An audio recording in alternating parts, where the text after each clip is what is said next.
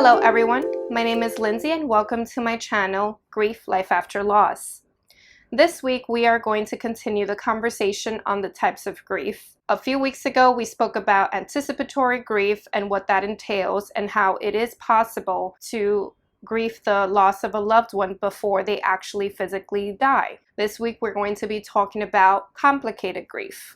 Grief can come in a very chaotic, unorganized, unintended manner. There's times that we try to control it or try to experience it a certain way simply because of how we've been conditioned and how grief has been stigmatized, that in order to make sure that we're meeting the social standards of what's a good grief experience, we have to coincide with those kind of stigma. So for instance, if you are at a funeral, let's say of a loved one, and you're not crying enough and you're not looking in the distress that perhaps people would expect to see you, then you're considered having not loved the person enough, right? So we have spoken about that time and time again. So when I researched complicated grief, because I was already familiar with it, I was just simply trying to see if there was any new information about it. And of course, information and research on grief and the grief experience is limited.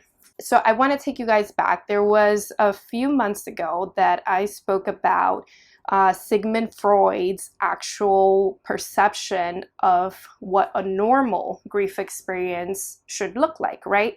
So at the end of one's grief experience, because according to him, there is an end, the person should be able to successfully detach from the memory and that connection that they had with their loved one that passed away. This caused people to now have are more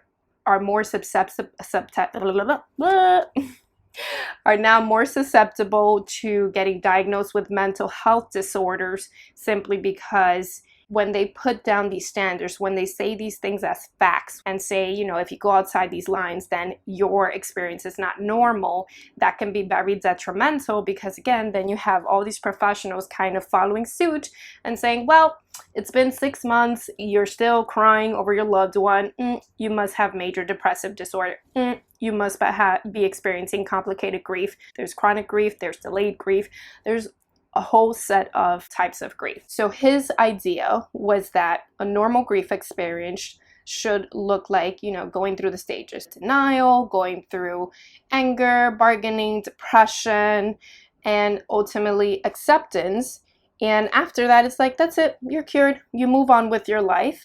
And this, for some cultures, that seems like a very narrow and subjective kind of point of view. That doesn't necessarily address the needs or the specific background of all the different cultures in the world. Many professionals from then on started using whatever Freud had perceived as normal grief in order to treat individuals that sought professional help. So going back to complicated grief. Complicated grief, by definition, is when a person experiences intensified symptoms or emotions, right? So for instance, the person that is not able to get out of bed because they are that sad, they are that much in distress. The person that is not able to eat can also go to the other extreme. So maybe the person is eating too much in excess. They seem not to be able to fill the void or be able to control that.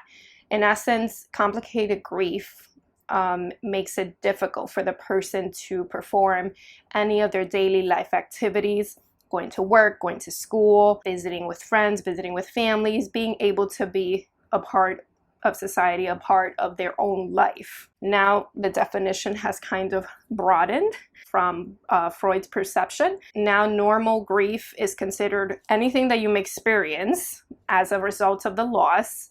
However, it doesn't affect your daily life activities. You're still able to get up and shower, prepare your own meals, participate in some activities that normally you would before, perhaps at a much decreased rate, but at the end of the day, you're still able to live. You're still able to go on with your life as normally normally as possible. Someone that is experiencing complicated grief is not able to do that. Complicated grief is kind of that umbrella term for, as I mentioned, chronic grief and delayed grief. So chronic grief, we're going to just touch on that. Chronic grief is when you're experiencing this intense amount of distress for extended periods of time. So there is not a minute of the day that goes by that you're not in this severe, and when I say severe, I'm not saying, oh, I think about him so I cry and then I wipe my tears and then I'm okay. No, I'm saying that you're like in constant distress for extended periods of time that almost accounts to your entire day, your entire weeks, and so forth. That is chronic grief. Delayed grief is when the person, typically this happens as a result of the person trying to avoid the actual loss. So this may coincide with someone that's in denial, but delayed grief is literally like you are avoiding, like acknowledging that this happened and therefore don't have any kind of reaction to it, right? So it's like you ran away from it so much, but then eventually obviously that catches up to you, and then you may experience those emotions. It may be even more intense because you've been kind of suppressing it for an extended period of time, let's say sometime later, so it doesn't actually hit you. With delayed grief too, you have to be careful because, again, when you are analyzing, assessing, evaluating, looking at someone's grief experience, you have to take everything into consideration. Everything and anything that makes that person, you have to take into consideration. For instance, there are people that when things happen, it takes them a day or two to process. Does not mean they're slow, does not mean there's something developmentally wrong. It just means that that's how they cope with the world. That's how they process information. It takes them time to think about it, analyze it, and then come to a conclusion of what their perception of events are, right? So the same can apply to their grief experience. So the loss can happen and it can take some time for them to actually understand and acknowledge, like, crap, this actually happened. So with complicated grief, it's these two subcategories that come after it. And a lot of people actually believe that usually people are more susceptible to experiencing complicated grief when they have a history of mental health disorders, right? So when you have a history of perhaps major depressive disorder, generalized anxiety disorder, or even bipolar disorder or schizophrenia, right? So these are things that make you a little bit more susceptible to experiencing grief to an intensified magnitude. So to an extent where you're not able to function as a human being. As a mental health professional, when patients would come to me and say, you know, I lost my mom, I lost my spouse, I lost whoever it was, and I'm experiencing these symptoms of depression, you have to really assess, did the depression come before the grief, or did the grief come before the depression, right? Because if the grief came and then the depression kind of was caused by it, then obviously it's the grief that you have to tackle. Once you tackle the grief, then you're able to see the cause and effect on the depression, right? And even for individuals that have a history of depression, even with that, the depression comes from some type of loss of connection. Something in you is not connecting to what's outside of you. So that in essence, while it's not your typical grief, as in the loss of someone physically, but it's the loss of something that you're experiencing and are not able to understand or even see.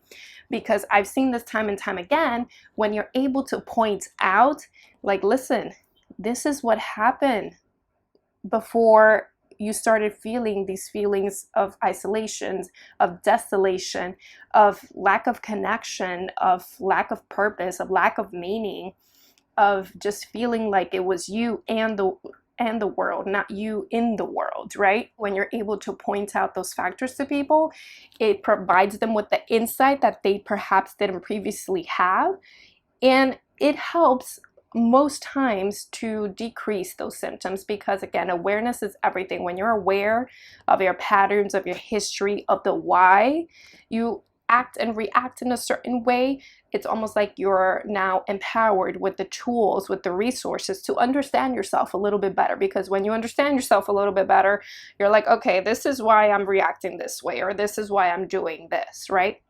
So I appreciate you guys tuning in. If you guys haven't done so, please, please, please subscribe to my channel. Also, make sure to follow me on Instagram at lifeafterloss0322.